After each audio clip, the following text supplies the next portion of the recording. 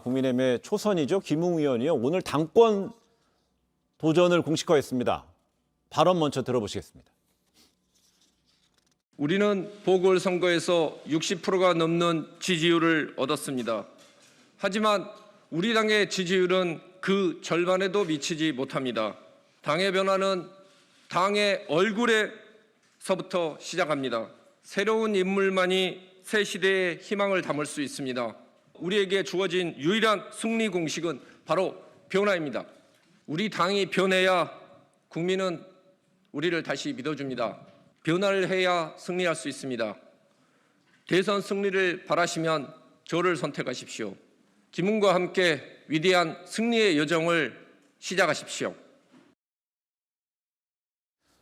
네, 그 시간을 거슬러 올라가면요. 보수정당 계열에서요. 이 초선의 당대표가 나온 게 있었어요. 20년 전이에요. 거슬러 올라가면. 네, 그렇습니다. 경우가 약간 다르긴 한데요. 국민의힘의 전신이죠. 과거 한나라당에선 조순 전 서울시장이 국회의원을 해본 적 없이 1997년 한나라당이 만들어지자마자 초대 총재를 맡았습니다. 국회의원이 되기 전에 먼저 당대표가 된 건데요. 98년 국회의원에 당선돼 명목상 초선 의원이 됐습니다.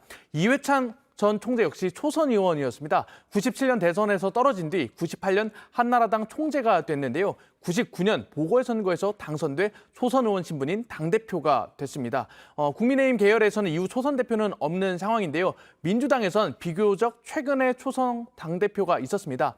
문재인 대통령은 2012년 부산에서 처음 국회의원이 됐는데요.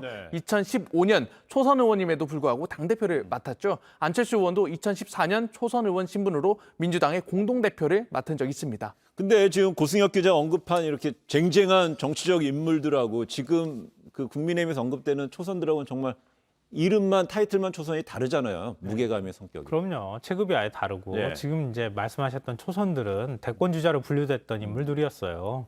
그러니까 대선 주자들 여론조사하면은 굉장히 지지율도 많이 나오는 사람들이 들어가가지고 당대표를 맡거나 총재를 맡는 이런 일들이 있었기 때문에 지금 초선하고는 좀 구분이 되고요. 뭐 하다못해 지금 김웅 의원 같은 경우에도 불과 얼마 전까지 부장검사였잖아요. 그랬다 들어왔는데 정치 이제 처음 알게 되는데 내가 당대표 하겠습니다 이렇게 하니까 국민의힘 안에서 좀 선수가 있는 의원들 입장에서 보면은 고개를 좀 절레절레 흔드는 이런 분위기도 있는 것 같은데요. 네. 근데 전체적으로 국민의힘 안으로 보면 굉장히 역동성도 키워주고 도로 영남당이라고 하는 프레임도 좀 적당히 희석시켜주고 그리고 국민의힘 안에서 있었던 굉장히 보수색 짙은 영남색 짙은 어떤 이런 색깔들을 좀 바꿔주는 분위기로 갈 수도 있거든요.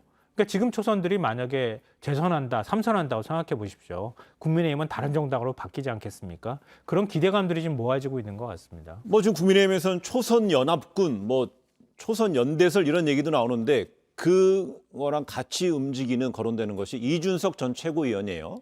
그래서 이준석 전 최고위원하고 초선 연합군들의 또 한 주자랑 또 이렇게 결합되는 게 아니라는 전망도 나오네요. 몰아주기 했다더라. 뭐 이런 얘기. 몰아주기인가 이러면? 네. 그러니까 이렇게 지지율에서 뭔가 한껏 올린 다음에 초선에 대한 기대감을 모으고 나중에 가서 초선들끼리 하나로 합쳐버리는 거예요. 그러면 아무래도 당선 가능성이 높아지지 않겠냐. 그래서 뭐 김은혜 의원이나 아니면 뭐 유니스 의원부터 시작해서 여러 명이 지금 뭐 이번에 출사표를 던질 것이다 이런 얘기가 나오는데요. 근데 이 당대표 룰을 좀 바꿔야 되는 측면이 있어요. 지금 당원들이 70%고 여론조사가 30%거든요.